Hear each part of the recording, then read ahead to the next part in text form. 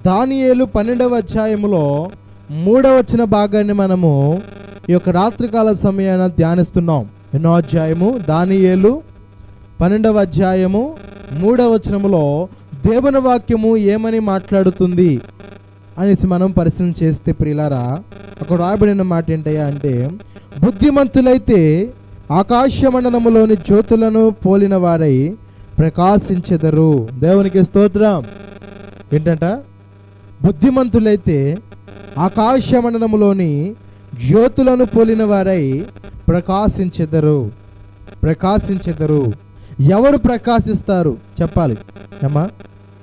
ఎవరు ప్రకాశిస్తారు? అందరు చెప్పండి, ఎవరు ప్రకాశిస్తారు? అసలు ప్రకాశం అన్నది ఎలా వచ్చింది? ప్రకాశం అన్నది ఎలా వచ్చింది అంటే, ఆ దివిటి వెలుగుతుంటేనే దాని కాంతి వచ్చింది. అదే ఆ దివిటి వెలగపోతే దాని ప్రకాశం వచ్చిందండి, దాని వెలుతురు రాదు. ఇప్పుడు ఆ దివిటి వెలిగితేనే కదా ప్రకాశించబడేది. చుట్టూ యొక్క పరిసర ప్రాంతాలు మనకు కనపడేది ఆ ఒత్తి వెలుగుతున్నంతసేపు కనపడిద్ది.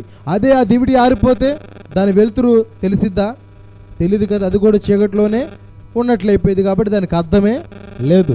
ప్రియులారా, ఇక్కడ దేవుని వాక్యం చెబుతుంది, ఎవరు ప్రకాశిస్తారు, ఎవరు వెలుగును వ్యాప్తి చెందేలాగా ప్రవర్తిస్తారు అంటే బైబిల్ చెప్తుంది బుద్ధిమంతులైతేనే అంటున్నాడు. దేవునికి స్తోత్రం. అమ్మ, ఎవరంట ప్రకాశించబడేది? బుద్ధిమంతులైతే ఆకాశ మండలములోని, ఎక్కడంట? ఆకాశ మండలంలోని జ్యోతులు వెలుగునట్లుగా వెలుగుతారంట. ఆకాశ మండలంలో జ్యోతులు ఎవరు చెప్పాలి? ఆకాశ మండలంలోని జ్యోతులు అన్నాడు అంటే ఎవరు? నక్షత్రములు. అవునా కదా ప్రియులారా? ఆకాశ మండలంలోని జ్యోతులు.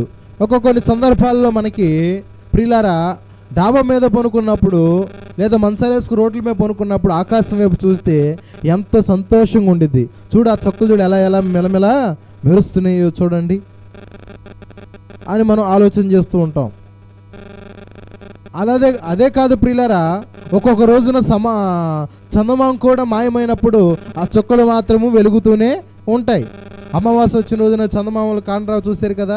అలాంటి వేళల్లో ఈ యొక్క జ్యోతులు ఏమెత్తాయి అంటే వెలుతురును ఇస్తాయి. ఏం చేస్తాయంట? వెలుతురును ఇస్తాయి. అంధకారంగా ఉండదు చీకటి. వాటి వెలుతురు ప్రకారంగా కొంత వాటికి ఏం చేసిద్దంటే మనకు కనపడతా ఉండిద్ది. మనిషి ఆకారాలు కనపడితే అక్కడ ఏదైనా ఉందని కనపడిద్ది. అర్థమవుతుందా? అదే ఆ జ్యోతులు కూడా వెలుగు నీయలేదనుకో, ఏమండి, ఆ జ్యోతులు ఆ నక్షత్రాలు కూడా వెలుగు నీయలేదనుకో, కటిక చీకటే. అర్థమవుతుంది ప్రియులారా? అవి కొద్ది గొప్ప విచ్చే వెలుతురును బట్టి పలానా ఆకారాన్ని గుర్తుపడుతున్నాం, కానీ మనిషిని గుర్తుపట్టలేం. కానీ ఆడ పలానా వెత్తుందనో లేదా పలానా అక్కడ కుక్కుందనో ఏదో నక్కుందనో అంటూ ఉంటాం. ఎందుకని? ఆ నక్షత్ర వెలుగు ఆ రీతిగా చేస్తాయి. అలాంటి విధంగా ప్రియులారా, మనము కూడా వెలిగించబడే జ్యోతుల వలె ఉండాలి. ఒక జ్యోతిని 2 రకాలుగా 3 రకాలు కూడా చెబుతారు. తారంటారు, నక్షత్రం అంటారు, చొక్కని పిలుస్తారు, జ్యోతి అని కూడా పిలుస్తారు. అవునా కదా ప్రియులారా? కానీ ఈ వేళలో బుద్ధిమంతులైతే ఆకాశ మండలములోని జ్యోతులను పోలిన వారై ప్రకాశించెదరు. దేవునికి స్తోత్రం. ఇప్పుడు ఎవరు ప్రకాశించాలని దేవుని ఉద్దేశము? బుద్ధిమంతులేనా బుద్ధిహీనులు తెలుసుకోవాలని దీని యొక్క ఉద్దేశమా? బుద్ధిహీనులమైన మనము కూడా బుద్ధిమంతుల వలె ఏం చేయాలన్నా ప్రకాశించబడాలి అనేసి దేవుని యొక్క ముఖ్య ఉద్దేశము. దేవునికి స్తోత్రం. ప్రియులారా, ఆయన ఎప్పుడు ఆనందించబడతాడయ్యా అంటే నీవు వెలుగుతున్నప్పుడు ఆయన ఆనందించబడతాడు. అర్థమవుతుందా? నీవు వెలుగుతున్నప్పుడు ఆయన ఆనందము చెందుతాడు. అంతేగాని నువ్వు ఆరిపోయినప్పుడు ఆయన సంతోషిస్తాడండి? చెప్పండి. నువ్వు ఆరిపోయిన దివిటి వల్ల ఉండి ఆయన సంతోషిస్తాడా? లేదు కదా. నీవు బుద్ధిమంతులు పోలిన దానివై ఆనాడుగానే, ఆనాడు ప్రభు చెప్పిన రీతిగా 5 కన్యకులు బుద్ధిమంతులు ఉన్నట్లుగా మనము కూడా ఏమండి అదే రీతిగా బుద్ధి ప్రవర్తన కలిగి జీవించినట్లయితే మనము కూడా ఆయన రాజ్యములో ఏం చేయబడతాం? ఎత్తబడేవారిగా ఉంటాం. ఆ రీతిగా ఉండటానికే దేవుడు మనల్ని ఏం చేయమంటున్నాడు? వెలిగింపబడే దివిటిల వలె మనము ఉండాలి. ఈ లోకములు ఎలా ఉండాలంట? వెలిగింపబడుతున్న దివిటిల వలె మనము ఉండాలి. వాళ్ళు ఎవరని పేరు పిలువబడింది? బుద్ధిమంతులని పిలువబడుతుంది. అమ్మ, ఎవరని పిలువబడుతున్నారు? బుద్ధిమంతులని పిలువబడుతున్నారు. కనుక ప్రియులారా, మనము బుద్ధి ఉన్నవారమా బుద్ధి లేని వారమా? చెప్పండి, బుద్ధి లేని వారం. ఒకవేళ ఉన్నట్లయితే మనము ప్రకాశింపజేస్తాం. మన ద్వారా, మన వెలుగు ద్వారా అనేకులు ఏం చేస్తారు? మారతారు. వారు కూడా మారడానికి ఒక అవకాశము ఉండిద్ది. అందుకే ప్రభు ఒక చక్కని మాట చెప్పాడు, ఎవడైనా దీపాన్ని వెలిగించి మంచం కింద పెడతాడా? ఏమండి, కుంచాల కింద పెడతాడా? లేదా ఏదో కాండ్రాని స్థలంలో పెడతాడా? అలా పెట్టాడంటే వాడు అలాంటి వాడు బుద్ధిహీనుడు. ఏమా, ఆ కుంచాల కింద మంచాల కింద కనపడకుండా పెడితే వాడు అలాంటి వాడు బుద్ధిహీనుడు. అదే బుద్ధిమంతుడు ఏం చేస్తాడు? దీపస్తంభం మీద పెడతాడు. ఎందుకంటే దాని వెలుతురు దాని చుట్టూ కూడా వ్యాప్తించిద్ది. అవునా కదా? అలాగే ఒక క్రైస్తవుడిగా నీవు కూడా దీపస్తంభం వంటి దాని మీద నిలబడాలి. అనగా దేవుని స్తంభములో నిలకడగా నిలబడితే నీ యొక్క సాక్ష్యము ద్వారా, నీ యొక్క ప్రవర్తన ద్వారా ఏంటి అర్థమవుతుందా? నీ యొక్క ప్రవర్తన ద్వారా, నీ యొక్క సాక్ష్యము ద్వారా ఇతరుల యొక్క ప్రకాశవంతం వెలుగు పడటం ద్వారా ఏం చేస్తారు? వారు కూడా మార్పు చెందుతారు. దేవునికి స్తోత్రం. అందుకన్నాడు కదా భద్రుడు, ప్రకాశించే ఆ దివ్య సియోనులో గనుడా నిన్ను దార్చింతును. ప్రకాశించే ఆ దివ్య సియోనులో గనుడా నిన్ను దార్చింతును. కలలోనైనా అనుకోలేదు, కలలోనైనా అనుకోలేదు, నాకింత భాగ్యము కలదని, నాకింత భాగ్యము కలదని. ఆరాధనా ఆరాధనా ఆరాధనా నీకే ఆరాధనా, ఆరాధనా ఆరాధనా ఆరాధనా నీకే ఆరాధనా. ప్రకాశించే ఆ దివ్య సియోనులో గనుడా నిన్ను దార్చింతును. హల్లెలూయా. ఏమన్నాడు? ప్రకాశించే ఆ దివ్య సియోనులో ఆయన మనం సన్నుతించాలంటే అప్పుడు నువ్వెలా ఉండాలి? నీ దివిటి వెలుగుతూ ఉండాలి. అది నువ్వు బుద్ధిమంతుడు అయితేనే వెలగగలుగుతావు. బుద్ధిహీనుడు అయితే వెలిగించబడతామా? ప్రకాశిస్తామా?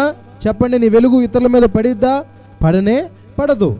గమనించిన ప్రియమైన దేవుని బిడ్డలారా, మనము బుద్ధిమంతుల వలె నడుచుకోవాలని దేవుని యొక్క ఉద్దేశం. కనుక ఎవడైతే బుద్ధిహీనంగా ప్రవర్తిస్తాడో వాడు ప్రకాశింపబడలేడు. ఒకవేళ బుద్ధిహీనంగా ప్రవర్తించిన వారు దేవుడే మనకు చెప్పాడు, బుద్ధి లేని కన్యకులు ఏం చేయబడ్డారని? విడవ పడ్డారని. కనుక మనం బుద్ధిమంతులమై ఆకాశ మండలములను జ్యోతుల వలె మనము కూడా ప్రకాశించే వారిగా ఉందుదుముగాక. ఆమేన్. కనుక ప్రియులారా, ఇంకా చదువుకుంటూ వస్తే మనం ఏం చేయాలి? ఒకటి, బుద్ధిమంతులుగా ప్రవర్తించాలి. సంగమా, ఓ గ్రామమా, ఆయా స్థలాల్లో కూర్చొని దేవుని వాక్యం వింటున్న బిడలారా, సూటిగా దేవుడు మీతో మాట్లాడుతున్న మాట ఏంటో తెలుసా? మీరు సంఘానికి వచ్చి వారైనా, సంఘానికి రాని వారైనా, ఆయా స్థలంలో వాక్యం వింటున్న వారైనా సరే, మనము బుద్ధిమంతుల వలె నడుచుకుంటున్నామా? దేవుని సంఘములో, దేవుని సమాజంలో మనము ఎలా ప్రవర్తిస్తున్నాం అన్నది పరిశీలన చేసుకోవాలి. అర్థమవుతుందా? ఈరోజు మనం బుద్ధిమంతులు కలిగిన వారుగా నడుచుకుంటేనే రేపు ఆయన రాజ్యంలో మనము ఉంటాం. అంతే బుద్ధిహీనులాగా ఉంటే ఎత్తబడతామండి? ఎత్తబడతామా? ఎత్తబడలు. అందుకని మనం ఎలా ఉండాలి? బుద్ధిమంతుల వలె ఉంటే వారు దేవుడు ఏ రీతిగా చేస్తున్నాడు? ఆకాశ మండలంలోని జ్యోతులు ఏ రీతిగా అయితే ప్రకాశిస్తాయో ఆ రీతిగా, ఏమండి, ఏ రీతిగా? ఆకాశములు వెలుగుతున్న ఒక నక్షత్రాల రీతిగా వారు కూడా, ఎవరు వారు? బుద్ధిమంతులైన వారు ప్రకాశిస్తారు, వారు తేజరిల్లుతారు. వారు వెలుగు వలన ఇక ఎవరైతే యేసయ్యను ఎరగని వారిగా ఉన్నారో వారందరూ కూడా దేవునిని ఎరుగుతారట. దేవునికి స్తోత్రం. మరి నీ యొక్క ప్రభావము ద్వారా, నీ వెలుగు ప్రభావం ద్వారా నీ భర్త అయినా తిరిగాడు దేవుని వైపు, నీ భార్య అయినా నీ వెలుగు ప్రభావము ద్వారా దేవుని వైపు తిరిగారండి? తిరగట్లేదు. కనుక ప్రియమైన దేవుని బిడ్డలారా, మరి యొక్క రాత్రికాల సమయంలో మన యొక్క వెలుగుతున్న ఒక దివిటి యొక్క ప్రభావవంతము ద్వారా, ఒక ప్రకాశవంతమైన ద్వారా ఎవరైనా మార్పు చెందారా అన్నది ఈ రాత్రికాల సమయంలో ప్రశ్న. చూడండి, అక్కడే కింద చదువుకుంటూ వస్తే అక్కడ ప్రభు చెప్పాడు, నీతి మార్గమును అనుసరించి నడుచుకున్నట్లు ఎవరు అనేకులను త్రిప్పుతురో వారు నక్షత్రముల వలె నిరంతరమును ప్రకాశించెదరు. దేవునికి స్తోత్రం. ఒకటి, బుద్ధిమంతులుగా మనం నడుచుకోవాలి. రెండవది, నీతి మార్గమును అనుసరించాలి. గమనించండి, అక్కడ నీతి మార్గమున అనుసరించి నడుచుకున్నట్లు ఎవరు అనేకులను త్రిప్పుతారో, ఎవరు అనేకులను త్రిప్పుతారో వారు నక్షత్రము వలె ప్రకాశిస్తారు. దేవునికి స్తోత్రం. దీని అర్థం ఏంటయ్యా అంటే, నీవు దేవుణ్ణి ఎరిగిన తర్వాత, బుద్ధిమంతుడిగా నువ్వు మారిన తర్వాత, తర్వాత నీతి మార్గములో నీవు నడిచిన తర్వాత, నీ నడిచిన యొక్క ప్రవర్తన బట్టి ఇతరులను మారే రీతిగా నీ యొక్క ప్రవర్తన ద్వారా చేసినట్లయితే నువ్వు ఎలా ఉంటావు చెప్పాలి. నిరంతరము వెలుగుతున్న నక్షత్రం వల్ల మనము ఉంటాం. ఎప్పుడు? అనేకులను దేవుని వైపు త్రిప్పినప్పుడు. అర్థమవుతుందమ్మా? ఎప్పుడంట? అనేకులను మనము దేవుని వైపు త్రిప్పాలి. ఆ భారం ఉందా ముందు మనకి? ఆ భారం ఉందా? ఆత్మల భారం మనకు ఉందండి? లేనే లేదు. ప్రభు అడుగుతున్నదే, ఆత్మల భారం నీకుందా? అన్నిటికన్నా మిన్నగా కన్నీటి ప్రార్థన నీకుందా? ఆత్మల కొరకైనా భారము నీకుందా? ఆత్మల కొరకైనా భారము నీకుందా? రావయ్యా యేసయ్యా, వేగరావయ్యా, రావయ్యా యేసునాదా, వేగమే రావయ్యా, రావయ్యా యేసయ్యా, వేగరావయ్యా, రావయ్యా యేసునాదా, వేగమే రావయ్యా. రాకడ సమయంలో కడబూర శబ్దముతో యేసుని చేరుకునే విశ్వాసము నీకుందా? దేవునికి స్తోత్రం. ఏమన్నాడు భక్తుడు? ఆత్మల కొరకైనా భారము నీకుందా? ఉందండి మనకి ఆత్మల కొరకు. మన భార్య మారాలి, మన భర్త మారాలి, మన బిడ్డలు మారాలి అని ఒక దాహం ఉందండి. ఆ దాహాలు లేవు. ఎవరు మారితే మారకపోతే నాకేంటి, నేను ఎట్లాగే ఉంటా వాళ్ళు అట్లాగే ఉంటారు. తన్నుగులాడి చత్తమే తప్ప, కొట్లాడుకోవడమే తప్ప, ఇక మారతాలు మాత్రం మా వెంట లేవన్నట్టు చూస్తున్నారు. ప్రియులారా, అట్లా ఉండకూడదు. మార్చడానికి మనం ఏం చేయాలి? ప్రయత్నము చేయాలి. అర్థమవుతుందా? అలా చేసినప్పుడు నువ్వు బుద్ధిమంతుడుగా ఉంటావు. అలా ప్రవర్తించినప్పుడే బుద్ధిమంతురాలుగా నీవు ఉంటావని వాక్యము చెబుతుంది. కాబట్టి మనము నీతి మార్గం అనుసరించి నడుచుకున్నట్లుగా ఎవరైతే అనేకులను త్రిప్పుతారో వారు నక్షత్రంలో నిరంతరము వెలుగుతారట. అర్థమవుతుంది పిల్లారా? మన అంశం ఏంటి? దేవుని వైపు త్రిప్పాలి. ఏం చేయాలంట? దేవుని వైపు త్రిప్పాలి. ముందు నీవు తిరగాలి, తర్వాత అందరినీ త్రిప్పాలి. కొందరు అలా ఉండరు, కొందరు అలా వారు తిరగరట, అందరూ మాత్రం పో అంటారంట. అది ఏడకమ్మా మరి ఏడకి? మందిరానికైనా ఏడకైనా కానీ నువ్వు పో అంటాడు, వాళ్ళు రారు. కొందరు భార్యలు ఉంటారు, నువ్వు ముందు పో నేను తర్వాత వస్తానంటారు, వాళ్ళు రారు. లేదా భర్త నువ్వు ముందు పో నేను వస్తానంటాడు, ఆయన రాడు. లేదా పిల్లలు నువ్వు మీరు పోండి తర్వాత వెనక వెళ్తాం, తల్లిదండ్రులు రారు. అంటే నువ్వు పో అంటాలు జరుగుతుంది కానీ వత్తాలు మాత్రం జరగట్లా. అంటే వాళ్ళు దేవుని యొక్క ఆత్మ దాహాలు వారిలో లేదు. అందుకని వారు అడుగండి నప్పం వలె ఉంటున్నారు. వారికి దాహం లేదు.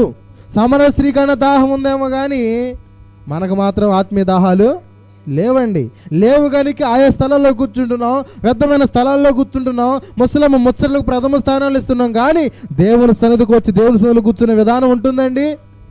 లేనే లేదు. అంటే మనలో ఏ దాహం లేదు? ఆత్మీయ దాహము లేదు, ఆతృత లేదు, ఆశ లేదు, వాక్యం వినాలని తపన లేదు, పాటలు పాడాలని ఆలోచన లేదు. కానీ పైపెచ్చి ఎలా ఉంటారు? పోయే వాళ్ళని పోనీరు, వీళ్ళు పోరు, పోయే వాళ్ళని పోనీరు. వీళ్ళు కూర్చోరు, కూర్చునే వాళ్ళని కూర్చోనిరు. వీళ్ళు దేవుని సన్నిధిలో నిలబడరు, నిలబడే వాళ్ళని నిలబడనీరు. ఇది త్రిప్పే విధానం కానొస్తుంది జనాల్లో. అవునా కదండి? వారిలోనే లోపాలు ఉంటున్నాయి, వారిలోనే బలహీనత ఉంటుంది. పైపెచ్చి నేను బలహీనత అర్థం చేసుకుని ఆగాలి కదా, ఆగడు. ఏం చేస్తారంట? పోయే వాళ్ళని పానీరు. ఈయన పాడు, కూర్చునేవాడు ఈయన కూర్చోలేడు, కూర్చునే వాళ్ళని కూడా కూర్చోనీరు. ఇది అనేకులను దేవుని వైపు తిరపడం అయిద్దండి, చెడగొడతాం అయిద్దా? ఇప్పుడు వీడు బుద్ధిహీనుడా బుద్ధిమంతుడా? ఏమో బుద్ధిహీనుడా బుద్ధిమంతుడా? ఆలోచించేయండి ప్రియమైన దేవుని బిడ్డలారా. సంఘాన్ని మనం పాడు చేసేవారిగా ఉండకూడదు, ప్రోత్సహించేవారుగా ఉండాలి. నువ్వు ఏ సంఘానికి వెళ్ళేవాడివైనా సరే, ఏ స్థలానికి వెళ్ళేవాడైనా సరే, సంఘము మనం ప్రోత్సహించి దేవుని నడిపించే రీతిగా ప్రవర్తించాలి తప్ప ఏం పోతావు లేబ్బా అంటే అట్టుందది. నువ్వే చెడేది కాక తాను చెడింది కాక కోతి తన మనమంతా జడగొట్టినట్టుండి దేవారం. ఆ రీతిగా ఉండకూడదు. అలా ఉంటే మనము నక్షత్రంలో నిరంతరము వెలిగేవారిగా ఉండలేం. వాక్యం చెప్పింది ఏంటి? ఎవడైతే బుద్ధిమంతులుగా ప్రవర్తిస్తారు ఈ లోకంలో, వారు ఆకాశ మండలంలోని జ్యోతులు వెలిగినట్లు వారు ప్రకాశిస్తారు. ఒక మాట అన్నాడు. తర్వాత మాట ఏంటంటే నీతి మార్గమును అనుసరించి, ఏమండో వింటున్నారా? నీతి మార్గమును అనుసరించి ఏం చేయమన్నాడు? ఎవరైతే అనేకులను త్రిప్పుతారో వారు నక్షత్రముల వలె నిరంతరము ప్రకాశిస్తారట. దేవునికి స్తోత్రం. కనుక మనము కూడా నక్షత్రం వల్ల మనం కూడా ప్రకాశించాలి అంటే మనం ఏం చేయాలంటమ్మా? చెప్పాలి. మనం ఏం చేయాలంట? అనేకులను చెప్పాలి, అనేకులను దేవుని వైపు త్రిప్పాలి. దేవుని వైపు తిప్పుతున్నామండి, లోకం వైపు తిప్పుతున్నాం, దాని ఆశల వైపు తిప్పుతున్నాం. అరే ఈరోజు దేవుని సన్నిధి కాదు కానీ అక్కడ ఏదో జరుగుతుందంటే వెళ్ళరాపో అని చెడు సమాచార విషయాల్లో ప్రోత్సహిస్తున్న కొందరు తల్లిదండ్రులు బిడ్డలని. ఆ రీతిగా కాదు మనం ఉండాల్సింది. దేవుని సన్నిధికి వెళ్ళయ్యా, దేవుని సన్నిధికి రండమ్మా అనేసి ప్రోత్సహించాలి. అలా నువ్వు ప్రవర్తించి ఆ రీతిగా నీ యొక్క క్రియా రూపము ద్వారా ఏమండి నువ్వు మార్చిన దానివైతే నువ్వు ఎలా ఉంటావు? నిరంతరం వెలుగుతున్న నక్షత్రం వలె ఉంటావని దేవుడు మనందరితో మాట్లాడుతున్నాడు. దేవునికి స్తోత్రం. అందుకని దేవుని వైపు త్రిప్పేవాడిగా, త్రిప్పేదానిగా మనము ఉండాలి. ఎవరు త్రిప్పుతారు అంటే బుద్ధిమంతుడు మాత్రమే తిప్పుతాడు. బుద్ధి లేని వాడు తిప్పుతాడా? ఇందాకన్నా కదా, బుద్ధి లేని వాడు ఏం చేస్తాడు? తాను కూర్చోడు, కూర్చునే వాళ్ళని కూర్చోనీడు. బుద్ధిహీనరాలు ఏం చేసిద్ది? తాను కూర్చోదు, కూర్చునే వాళ్ళని కూర్చోనీదు. తాను వెళ్ళదు దేవుని సన్నిధికి, వెళ్ళే వాళ్ళని వెళ్ళనీదు. వీళ్ళు ఎవరు చేసే పనులు? బుద్ధిహీనులు చేసే పనులు. వారు నక్షత్రములు వెలుగుతారండి, వారి కుటుంబం కలకలగా ఉండిద్దండి, వెలవెల్లాడుతూనే ఉండిద్ది. ఎందుకంటారు? దేవుని సన్నిధి విషయాల్లో, దేవుని పని విషయాల్లో ఆటంకాలుగా అడ్డుబండలాగా ఉంటే అభివృద్ధిలోనికి ఎవరు కూడా రారమ్మా, గుర్తుంచుకో. కాబట్టి మనం ప్రోత్సహించాలి, దేవుని సన్నిధికి వెళ్ళాలని బిడ్డలకు చెప్పాలి, కుటుంబం సమేతంగా దేవుని సన్నిధిలో కూడి ఆరాధించాలని భర్తకైనా భార్యకైనా బిడ్డలకు చెప్పి నడిపించాలి. అలా ప్రవర్తించే గుణము కలిగిన వ్యక్తులు ఈ బుద్ధిమంతులు. బుద్ధిమంతులుగా మనం నడిస్తే ఈ క్రియలు మనలో ఉంటాయి అనే విషయాన్ని మీరు గుర్తుంచుకోవాలి. ఇక రెండో విషయం పోతే ప్రియులారా, సామెతలు 11వ అధ్యాయం 30 వచ్చిన భాగాన్ని మనం చూద్దాం. సామెతలు 11వ అధ్యాయము 30 వచ్చిన చదువుదాం.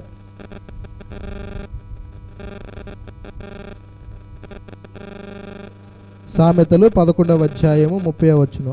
నీతిమంతులిచ్చు ఫలము జీవవృక్షము, జ్ఞానము కలిగిన వాడు ఇతరులను రక్షించెదరు. దేవునికి స్తోత్రం. గట్టిగా చూద్దామా? హల్లెలూయా. ఏమన్నాడు ఇక్కడ? సామెతలు 11:30 ఏమన్నాడమ్మా? నీతిమంతులు ఇచ్చు ఫలము జీవవృక్ష ఫలము, జీవవృక్షము, జ్ఞానము గలవారు ఇతరులను రక్షిస్తారు. అక్కడ దానిలో ఏమన్నాడు? ఎవరైతే అనేకులను దేవుని వైపు త్రిప్పుతారో అని వచ్చిందా లేదా మాట అక్కడ?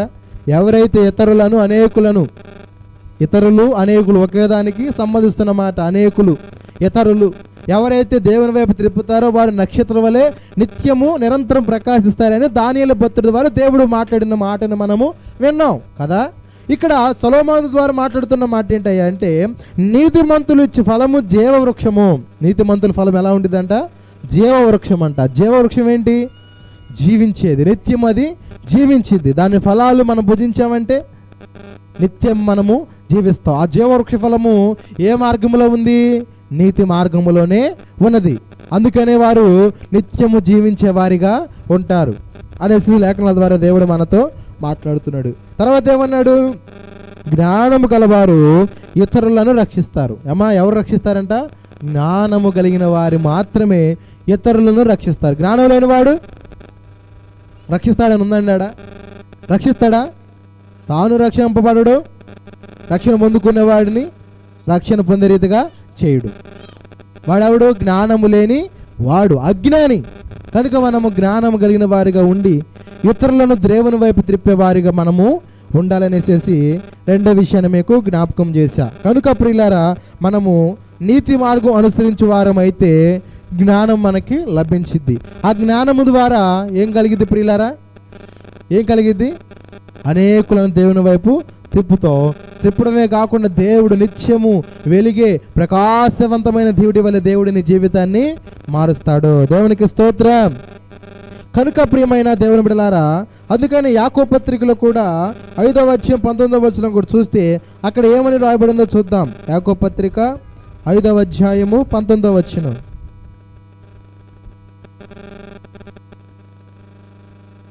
యాకోబు పత్రిక 5వ అధ్యాయము 19వ వచనం చదువుకుందాం.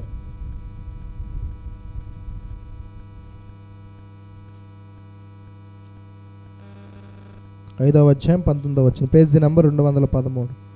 నా సహోదరులారా, మీలో ఎవడైనాను సత్యం నుండి తొలగిపోయినప్పుడు మరి ఒకడు అతనిని సత్యమునకు మళ్లించిన ఎడల పాపిని వాని తప్పు మార్గము నుండి మళ్లించువాడు మరణము నుండి ఒక ఆత్మను రక్షించి అనేక పాపములను కప్పివేయునని తాను తెలుసుకొన వలెను. దేవునికి స్తోత్రం.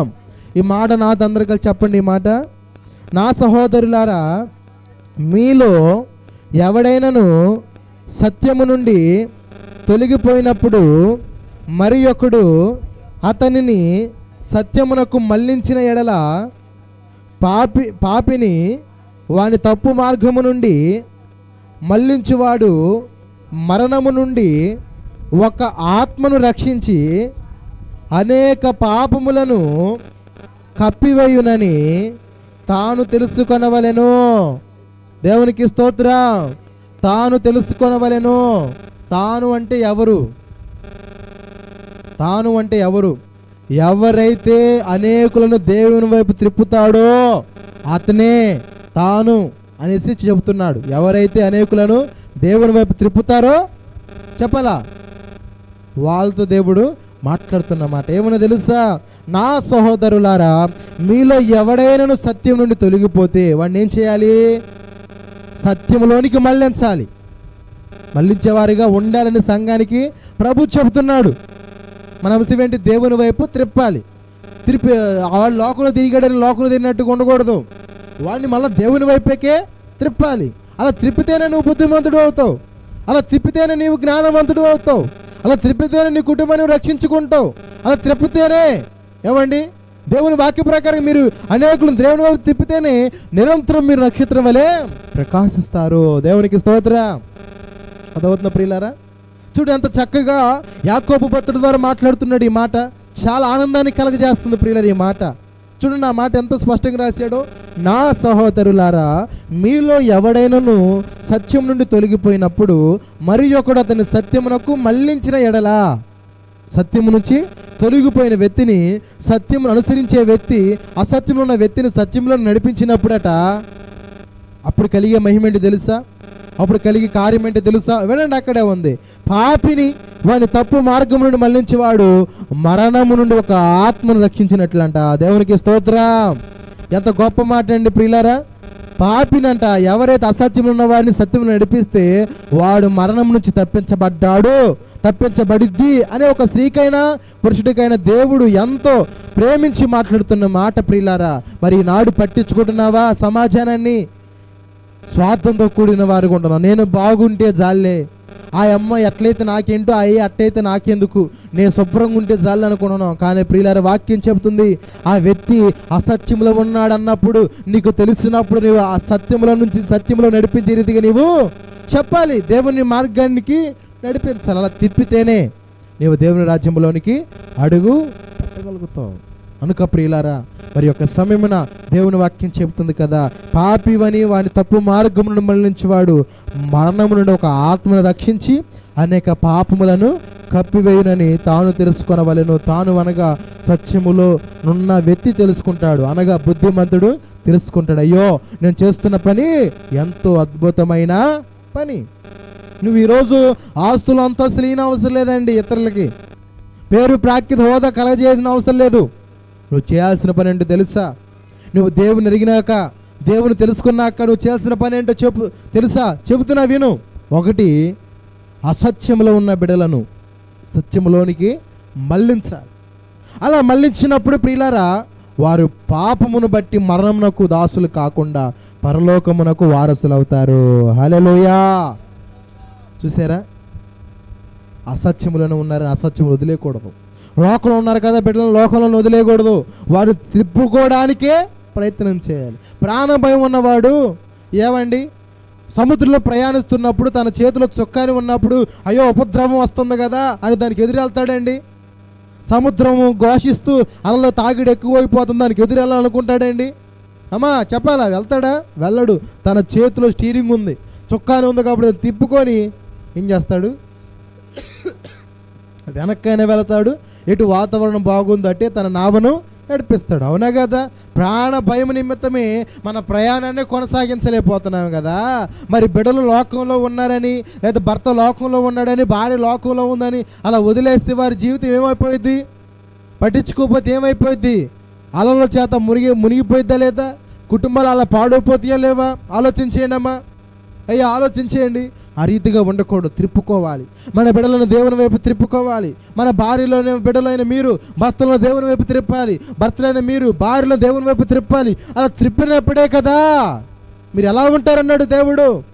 ఆకాశ మండలంలోని తేజో నక్షత్రములు ఏ రీతిగా ప్రకాశిస్తాయో ఆ రీతిగా త్రిప్పిన వ్యక్తి ప్రకాశిస్తాడు, త్రిప్పిన స్త్రీ ప్రకాశించిద్ది. ఓ సంగమా, కుటుంబ వారిగా దేవుని వాక్యం బిడ్డలారా, మరి ప్రకాశించే జ్యోతుల వల్ల ఉందామా? అనేకులను దేవుని వైపు తిప్పుదామా? అసలు త్రిప్పేవారు ఎవరో కూడా మీకు రెండు చక్కని మాటలు చెప్పా, చక్కని మాటలు, రెండు మాటలు మీకు చెప్పా. ఎవరు త్రిప్పుతారట అనేకులను దేవుని వైపు? ఒకటి, బుద్ధిమంతుల వారే త్రిప్పుతారు. రెండోది, ఎవరు తిప్పుతారు? ఎవరు తిప్పుతారంట? సొలొమోను సామెతలు 11:30లో చూసాం ఆ మాట. నీతిమంతులు ఫలము జీవవృక్షమని రెండవ మాట, రెండవ లైన్లో ఏమని ఉండదాడా? జ్ఞానవంతులు అనేకులను రక్షిస్తారు. దేవునికి స్తోత్రం. ఒకటి, బుద్ధిమంతులే ఆ పని చేయగలుగుతారు. రెండవది, జ్ఞానవంతులు మాత్రమే ఆ పని చేయగలుగుతారు. ఈ రెండు మనలో లేవంటే మనం ప్రకాశించినట్లా, మన దేవుడి ఆరిపోయినట్లా? ఆరిపోయినట్లే.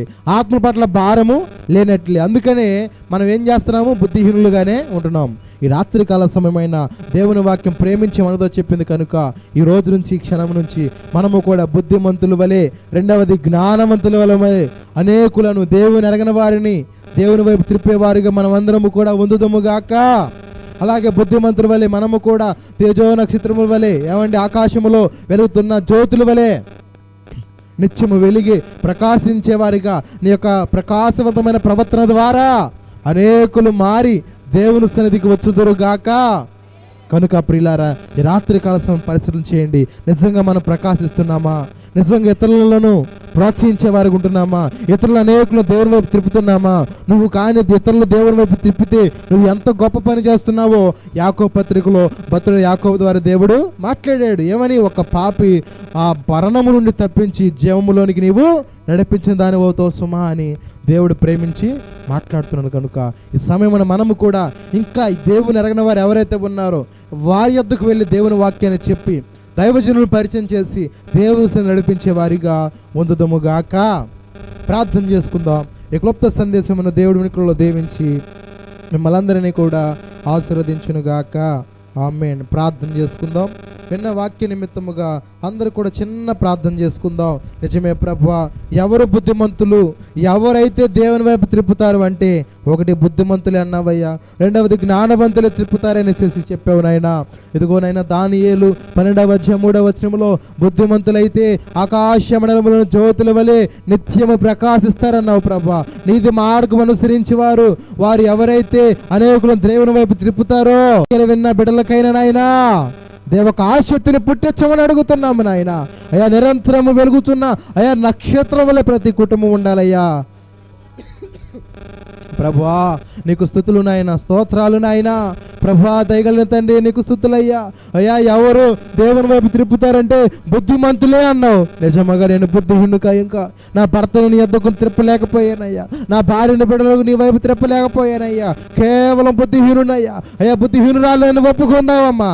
ఇదా దేవుడు నమ్మదగిన వాడు గనుక, మన పాపములు క్షమించి సమస్త దుర్నీతి నుంచి మనల్ని విడిపించి పవిత్రులుగా చేయవాడు గనుక, ఆయన సన్నిధిలో ఉన్నాం కనుక భయముతో భక్తితో ప్రార్థన చేద్దాం. ప్రభు నిశ్చయముగా మన మొర వింటాడమ్మా. ప్రార్థన చేద్దాం. ఇదిగో రెండవది, జ్ఞానముగా నడిచేవారట అనేకులు రక్షిస్తారంట. జ్ఞానం మనలో లేదు కనుక అనేకుల పట్ల బాధ్యత లేకుండా ప్రవర్తిస్తున్నావమ్మా. ఈరోజు జ్ఞానం కలిగిన వారిగా నీవు ఉన్నట్లయితే, బుద్ధిమంతుడిగా నీవు ఉన్నట్లయితే, ఇదిగో నీవు చెప్పే ప్రయత్నం ద్వారా, నువ్వు చేసే ప్రయత్నాల ద్వారా ఒక పాపట మరణము నుంచి తప్పించి జీవములోనికి వస్తాడని తెలియపరచడం యాకోబు పత్రికలో.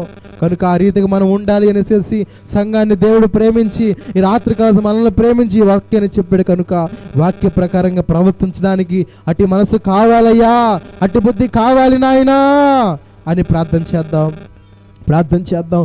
మనము ఎంతవరకు దేవుని వైపు తిప్పాం, ఎంతమందిని విశ్వాసం చేత దేవుని వైపు త్రిప్పావు అని ప్రార్థన చేద్దాం. గ్రహించం చేసుకోండి అమ్మా. పరిశుద్ధుడా, మహాగణుడా, సర్వశక్తిమంతుడా, నీకు వందనాలు, స్తుతులు స్తోత్రాలయ్యా. నీ దాసు నలుపుని అభాగ్యుని దౌర్భాగ్యుని అయ్యా, నీ పక్షి నిలబడిన నన్ను నిలబెట్టుకొని కొన్ని క్లుప్తమైన మాటలు నాకు, సంఘానికి, గ్రామానికి, మైకి యంత్ర ద్వారా ప్రతి ఒక్క బిడ్డలకు నా తండ్రి అందించిన విధానమును బట్టి నీకు వందనాలు చెల్లిస్తున్నాం ప్రభా. ఇదిగోనైనా నీ వాక్యంలో దానియేలు 12వ అధ్యాయం 3వ వచనంలో నాయన, ఎవరైతే బుద్ధిమంతులుగా ప్రవర్తిస్తారో వారు ఆకాశ మండలంలోని జ్యోతుల వలె నిరంతరం ప్రకాశిస్తారన్నావు ప్రభా. ఎవరైతే అనేకులు దేవుని వైపు తిప్పుతారో వారు నిత్యం వెలిగే నక్షత్రం వల్లే ఉంటారని తెలియపచ్చావయ్యా. ఆ రీతిగా సంఘాన్ని ఉంచండి, సంఘ బిడ్డలు మీరు ఉంచండి, గ్రామాన్ని ఉంచండి, గ్రామంలో ప్రతి కుటుంబాలను ఉంచండి. అందరూ కూడా, అనేకులు కూడా నీ వైపు త్రిప్పండి నాయనా. మేము తిప్పితే తిరగరయ్యా, నువ్వు తిప్పితేనే తిరుగుతారే నాయన. నువ్వు పట్టుకుంటేనే పట్టబడతారయ్యా. తాగుపోతులైనా, తిరుగుపోతులైనా, జూతగాళ్ళైనా, వ్యసన పరులైనా నువ్వు పట్టుకుంటేనే నాయన, నువ్వే పట్టుకోమని అడుగుతున్నానయ్యా ప్రభా. విన్న వాక్యం వ్యర్థంగా పోకుండా అయ్యా మా అందరి హృదయాలు నీరు కట్టి ఫలింతర్లు కృప చూపమని యేసుక్రీస్తు నామమున పేరిట అడిగి వేడుకొంచున్నాము మా తండ్రి, ఆమేన్. అందరికి వందనాలమ్మా, అందరికి వందనాలయ్యా.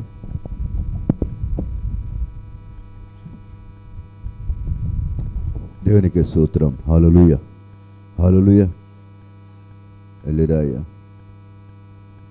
అందరు ఇక్కడే ఉన్నారు, విన్నారా? ఏ విన్నాం చెప్పండి అమ్మా. ఎవరి గురించి విన్నాం? ఎవరి గురించి విన్నాం? మన గురించే దేవుడు ఈ రాత్రి మనతో మాట్లాడాడని మనం గ్రహించాలి.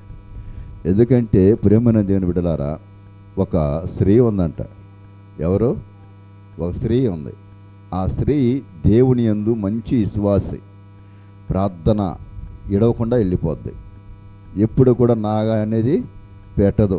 మనమైతే ఎన్ని నాగలు పెడతాం? ఎన్ని రోజులు? వారానికి ఎన్ని రోజులు అమ్మా? 7 రోజులు. ప్రార్థన ఎన్ని రోజులు జరిగిద్ది? ఆదివారం, శనివారం. ఆదివారం వస్తే శనివారం రాము, శనివారం వస్తే ఆదివారం రాము. నిజమేనా? ఆ స్త్రీ అయితే ఎప్పుడు నిత్యము దేవుణ్ణే స్తుతిస్తూ ఉంది, దేవుణ్ణే కనపడుతూ ఉంది. ప్రతి ఆది, శనివారాలు, బుధవారాలు ఎప్పుడు కూడా ఆమె మానలేదంట. ఏంటది? ప్రార్థన. అంటే ఆమె ఇప్పుడు ఏమనాలి? ఆమెనేమనాలి? ఆమె ఒక ప్రార్థనా పరురాలు అనాలి, అవునా? అలాగే ఇప్పుడు ఆమె ఏం చేస్తుందని మనం గ్రహించాలి. ఆమె కుమార్తె మంచి విశ్వాసురాలే, ప్రార్థన పరురాలే అయినప్పుడు కూడా తాను ఆ గ్రామంలో ఆ కుమార్తె, తనకు ఒక కుమార్తె ఉందంట. ఆ కుమార్తె ఏమైపోయింది? చనిపోయింది. కుమార్తె ఏం చేసిందమ్మా? చనిపోయింది. ఆమె కుమార్తె చనిపోతే ఇప్పుడు ఏం చేయాలి? ఆమె ఎందుకంటే దేవుని తన మనసంతా కూడా దేవుని మీదే పెట్టింది. ప్రభు ఆమెతో మాట్లాడాడు.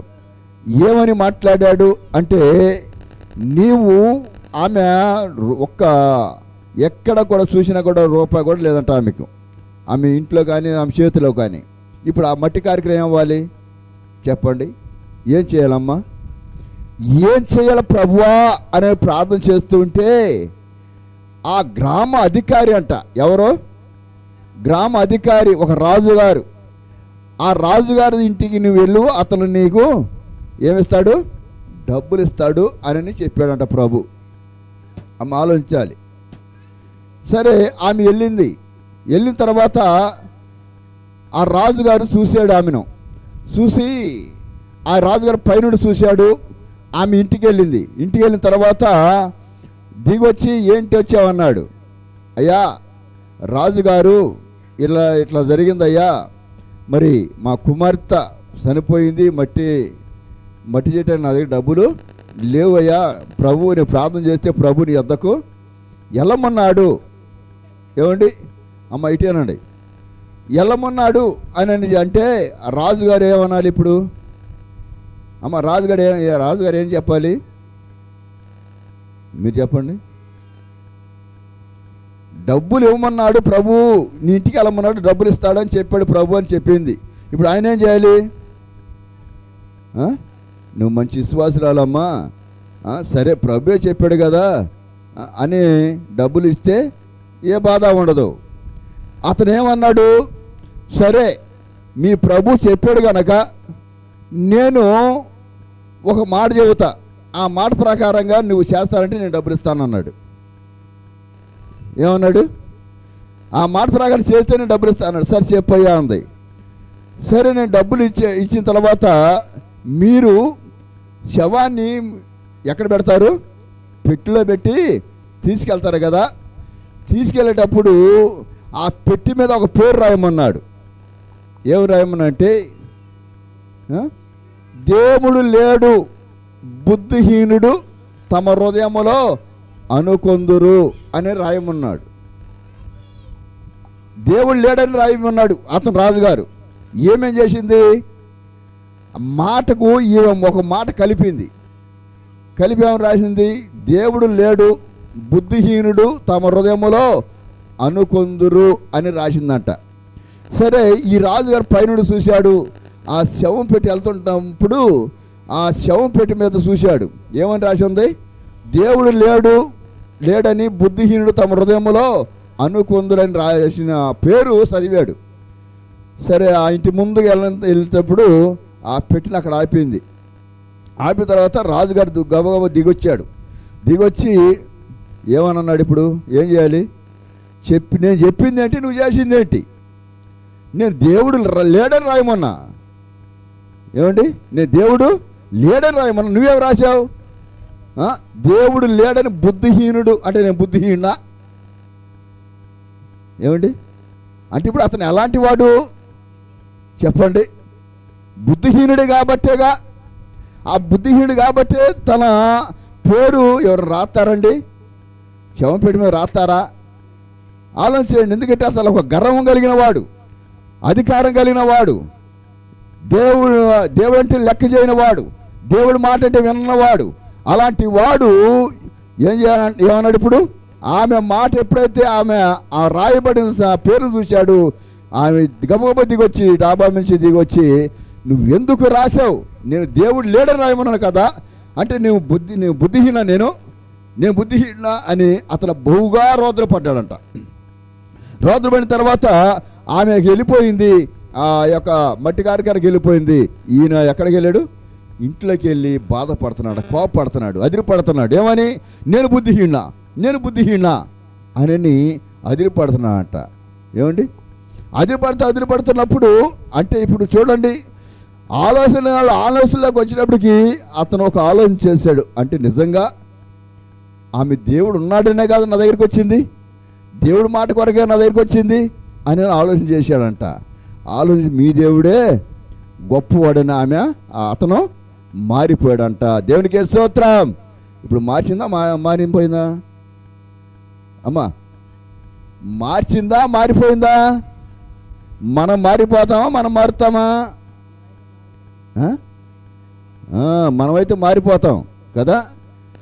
ఆలోచించండి. ఎందుకంటే మనము కూడా నువ్వు ఎలాంటి వాడివైనా సరే, ఎలాంటి వాడమైనా సరే, దేవుని యందు భయభక్తులు కలిగి, ఒక దేవుని యందు విశ్వాసం కలిగి నీ ఒకరిని మారటాన్ని చూడాలి, కానీ మారిపోయేవారిగా ఉండకూడదు. ఇప్పుడు ఆమె మారిపోయిందండి. రాజుగారి వైపు వెళ్ళిందా? వెళ్ళాల. రాజుగారినే మార్చేసింది. అంటే అతను ఎలాంటి వాడు? బుద్ధిహీనుడు. ఏమండి? బుద్ధిహీనుడు, గర్వం కలిగిన వాడు, అధికారం కలిగిన వాడినే ఏం చేసింది? దేవుడి వైపు త్రిప్పింది. హల్లెలూయా. మరి రాత్రికాల సమయంలో ప్రేమన దేవుని బిడ్డలారా, మనము కూడా దేవుడి వైపు త్రిప్పేవారిగా ఉండాలి. ఇప్పుడు చెప్పారు కదా, దేవుని వైపు త్రిప్పేవారిగా ఉండాలి, కానీ మనం తిరగకూడదు, మనం తిరగకూడదు. ఏమండి? మనం తిరిగితే ప్రయోజనం ఏమీ లేదు, ఉపయోగమే లేదు. కనుక ఈ రాత్రికాల సమయంలో అలాంటి వారిగా, అలాంటి స్త్రీని కలిగిన వారిగా మనం ఉండాలని వాక్యమే తెలియపోతుంది రాత్రికాల సమయంలో. దేవునికి స్తోత్రం. మరి యొక్క సమయంలో చిన్న ప్రార్థన చేసుకుందాం, చిన్న ప్రార్థన చేద్దాం. అందరూ కూడా ఏకీభవించి చిన్న ప్రార్థన చేసుకుందాం. మహాపరిశుద్ధుడా, ప్రియమైన దేవా, నీ పాదాలకు వందనాలు, స్తుతులు స్తోత్రాలు చెల్లిస్తూ ఉన్నాం తండ్రి. అయా ఈ సమయంలో నాయన ప్రతి బిడ్డలను ప్రభు నీ చిత్తలో జ్ఞాపకం చేసుకోండి. అయా ఇదిగో తండ్రి, నీ ఆశలు చెప్పిన వాక్యాన్ని బట్టి నీకు వందనాలు తండ్రి. ఎందరైతే ప్రభు విన్నారో నాయన, అట్టి వారందరూ కూడా ప్రభు నీ చిత్తలో జ్ఞాపకం చేసుకోండి. వినుట వలన విశ్వాసం కలిగిద్దన్నావు. ఈ రాత్రి ప్రభు నీ మాటలు ఎందరైతే విన్నారో నాయన, అట్టి వారందరూ కూడా ప్రభు నీ చిత్తలో మీరు జ్ఞాపకం చేసుకొని ప్రభా ఇదిగో తండ్రి, బుద్ధిహీనుడిగా ఉండకుండా ప్రభు, అయా బుద్ధిమంతురాలుగా, బుద్ధిమంతుడిగా ప్రభు, అయా ఇదిగో తండ్రి నీ వైపు తిరిగే బిడ్డగా ఉంటుంది సహాయం చేయనాయన. అయ్యా వారు ఉండటమే కాకుండా అనేకులను ప్రభు నీ వైపు తిరిపే బిడ్డగా నిలబెట్టండి, సహాయము దయచేతండి తండ్రి. రాత్రి నీ సన్నిధిలో నాయన వచ్చిన ప్రతి బిడ్డను ప్రభు నీ చిత్తలో జ్ఞాపకం చేసుకోండి. ప్రతి బిడ్డ మీరు దర్శించండి నాయన. ఏ బాధతో వచ్చి ఉన్నారో వారు బాధలు తీర్చండి, వారి వేదన తీర్చండి, సమస్యలు తీర్చండి, వారి అక్కలు తీర్చండి నాయన. ఆశగా ప్రాణాన్ని తృప్తిపరుతున్నావు ప్రభు, వారి ఆశలు మీరు తీర్చండి, సహాయము దయచేయి. ఇదిగో తన ప్రతి కుటుంబాన్ని పేరు పేరు జ్ఞాపకం చేసుకో ప్రభు. అయా ప్రతి బిడ్డ పేరు దీవించి ఆశ్రయించండి నాయన. ఇదిగో ప్రతి అనారోగ్యాల నుంచి ప్రభు, బిడ్డల ప్రభు, అనారోగ్యంతో బాధపడుతున్న బిడ్డల ప్రభు నీ చిత్తలో జ్ఞాపకం చేసుకోండి నాయన. ఇదిగో తను వారి మీద దర్శించండి నాయన. అనారోగ్యాలు చిడిపించి ప్రభు వారికి ఆరోగ్యాలను దాయిచ్చాను నాయన. ఇదిగో తండ్రి రాత్రి ప్రభు నీ సన్నిధికి రాని ప్రతి బిడ్డలు కూడా దర్శించు నాయన. ప్రభు ఇదిగో తండ్రి ఆదివారం నాయన సన్నిధికి ప్రభు రావడానికి సహాయము దాయిచ్చాయి. గ్రామస్తులు దర్శించండి, గ్రామ కుటుంబాలను మీరు దర్శించండి నాయన. వారి పాడి పంటలు మీరు దీవించి ఆశ్రయించండి నాయన. వారి పంట పొలాల మీరు దీవించి ఆశ్రయించండి తండ్రి. ఇదిగో తండ్రి, ఎందరైతే ప్రభు అయా మానమసు లేని వారు ఉన్నారో, ఎందరైతే రక్షణ లేని వారు ఉన్నారో ప్రభు అటు కుటుంబాలు మీరు దర్శించండి నాయన. అయా నీ సన్నిధికి నడిపించండి, మారుమోసు రక్షణ పొందడానికి సహాయము దయచేయి. ఎందరందరో ప్రభు ఇదిగో యవనస్తులు నాయన అనేక వాటికి బానిసలైపోయిన ఆయన అయ్యా వారి జీవితాలు పతనమో చేసుకుంటూ ఉన్నారు అయ్యా. అటు కుటుంబాలు అటు బిడ్డల ప్రభు మీరు దర్శించండి ఆయన. అయ్యా నీ వైపు తిరిగే బిడ్డలుగా ఉంటే సహాయము దయచేయి తండ్రి. మా వల్ల అయితే ఏమి కాదయ్యా. ఇదిగో నువ్వు దర్శిస్తే నేను తండ్రి, అయ్యా నువ్వు పట్టుకుంటే వస్తారు ప్రభు. అయ్యా మీరు పట్టుకుంటే వారు మారుతారు నాయన. ఇదిగో ఈ రాత్రి ప్రతి బిడ్డ మీరు దర్శించు నాయన, సహాయము దయచేయి. కుటుంబంలో నెమ్మది లేక, సమాధానం లేక ప్రభు అటు బిడ్డలమ్మ కూడా మీరు దర్శించు నాయన. వారి సమాధానము దయచేయి, ఐక్యత దయచే, ప్రేమ దయచేది నాయన. రకరకాల రోగాలతో బాధపడుతున్న బిడ్డల ప్రభు నీ చిత్తలు మీరు జ్ఞాపకం చేసుకోండి ప్రభు. అయా స్వస్థపరిహోవాని నేనన్నావు తండ్రి. ఆ బిడ్డలు మీరు దర్శిస్తున్న ఆయన అయా వారి మీరు స్వస్థపరచండి నాయన. నీ సన్నిధికి నడిపించండి, సహాయము దయచేయండి. అలాగే ప్రభు యవనస్తులకు జ్ఞాపకం చేసుకోండి, యవనస్తురాలు మీరు జ్ఞాపకం చేసుకోండి ప్రభు. అయా హృదయులకు జ్ఞాపకం చేసుకోండి, వారి మంచి ఆరోగ్య బలము దయచేయండి నాయన. అయా చదువుకునే బిడ్డల ప్రభుని చిత్తలకు జ్ఞాపకం చేసుకోండి ప్రభు. వారి చదువులో మీరు తోడుగా ఉండి నడిపించండి, సహాయము దయచేయి. అలాగే ప్రభు గర్భఫలాల బిడ్డల కొరకు ప్రార్థన చేస్తూ ఉన్నాం ప్రభు. నీ చిత్తలో జ్ఞాపకం చేసుకుని ప్రభు వారి గర్భఫల మీరు దయచేయండి నాయన. అయా గర్భశుడికి జ్ఞాపకం చేసుకో ప్రభు. వరుస కార్యక్రమం దయచేయండి నాయన. ఇదిగో అలాగే ప్రభు ఎందరెందరిక ప్రభు మా కొరకు ప్రార్థన చేయమని ప్రతి కుటుంబాలను ప్రభా నీ చిత్తలో జ్ఞాపకం చేసుకోండి అయా. వారి పట్ల కూడా నీ చిత్తలో జ్ఞాపకం, వారి పట్ల మేలు జరిగించండి నాయన. అయా నీ నామను మహింపు తెచ్చుకో ప్రభా. అయ్యా ఇదిగో తండ్రి, అలాగే నాయన ఈ సమయంలో ప్రభా ఇదిగో తండ్రి జాబులు లేని బిడ్డలను కూడా చిత్తలో జ్ఞాపకం చేసుకోండి అయా. ఇదిగో తండ్రి వారికి జాబులు మీరు సిద్ధపరచండి ప్రభా. అయా వాహనాలతో బిడ్డలు కూడా చిత్తలో జ్ఞాపకం చేసుకో ప్రభా. వారి వాహనాల్లో మీరే నడిపించండి, సహాయము దయచేతండి అయా. ఇదిగో కుటుంబంలో ప్రభా ఇదిగో ఎందరెందరో ప్రభా అయా ఇదిగో తండ్రి సమస్యలతో బాధపడుతూ ఉన్నారయ్యా. అయ్యా ఇదిగో ప్రభు మా బ్రతుకులు వింటేనని ఆరోగ్యంతో బాధపడుతూ ఉన్నారయ్యా. అయ్యా అటు బిడ్డలు కూడా మీరు దర్శిస్తున్నారు ఆయన. అయ్యా మీరే స్వస్థపరచండి అయ్యా. నీ సన్నిధి నడిపించండి, సహాయము దయచేయమని అడుగుతున్నాను ఆయన. ఇదిగో తండ్రి బలహీనలు ప్రభువా మీరు బలపరిచే దేవుడు ప్రభా. ఈ రాత్రి ప్రతి బిడ్డను నాయన అయ్యా నీ వాక్యం చేత మీరు బలపరచండి, స్థిరపరచండి నాయన. ఇదిగో అవిశ్వాసురాలు ప్రభువా అయా ఇదిగో తండ్రి అవిశ్వాసం తెచ్చుకోకుండా విశ్వాసముతో నీ యొద్ద ప్రభువా అయా నీ మాటలు విని ప్రభువా ఆ వాక్యాన్ని ప్రభువా అయా నెవర వేసుకొని నా తండ్రి అయా వాక్యాసారం నడుచుకుంది నాయన. అయా ఇదిగో అనేకులు ప్రభువా మార్చడానికి చూసింది నా తండ్రి. ఇదిగో తండ్రి రాజులు ప్రభు రాజు సైతమే మార్చింది నాయన. ఈ రాత్రి ఎందరైతే విన్నారో ప్రభువా నీ వాక్యం విన్న ప్రతి బిడ్డలో ప్రభా మీరే మార్చండి. ఇదిగో వారి కుటుంబాలు కూడా మీరు మార్చిన ఆయన నీ సన్నిధికి నడిపించండి, సహాయం దయచేయమని ఇక్కడ చేరుకున్న ప్రతి బిడ్డలను పేరు పేరు జ్ఞాపకం చేసుకొని మీరే దీవించి ఆశ్రయించమని నీ నామనికే మహిమగంత ప్రభావాలు పొందుకోమని మా ప్రభు రక్షణ యేసుక్రీస్తు నామములో అడిగి వేడుకొచ్చున్నా మా తండ్రి. ఆమేన్. పరలోకమందున్న మా తండ్రి నీ నామం పట్టును గాక, నీ రాజ్యం మాకు వచ్చును గాక, నీ చిత్తం పరలోకమందు నెననట్టు భూమి నిండును గాక. మా అందిన మాకు దయచేయము, మరాల క్షమించడం మా అపరాధాలు క్షమించము, మా శోధలకు దృష్టి తప్పించము. రాజ్యము శక్తి మహిమ నిరంతరం నీవైనా మా తండ్రి. ఆమె మన తండ్రి దేవుని ప్రేమ, మన ప్రభువైన యేసుక్రీస్తు వారి కృప, పరిశుద్ధాత్మ సహవాసము ఇప్పుడు ఎల్లప్పుడూ సలహా పరిశుద్ధులకు ఇక్కడ చేరుకున్న కుటుంబాలకు నీ సన్నిధికి సంఘానికి సహవాసానికి రేపు జరిగిన ఆరాధనకు సదాకాలము తొడునును గాక. ఆమేన్. యేసు రక్తమే జయం, శిలువ రక్తమే జయం. యేసయ్య నామం సంపూర్ణీకరణం గాక. ఆమేన్ ఆమేన్ ఆమేన్. అందరికీ వందనాలమ్మా, అందరికీ వందనాలు.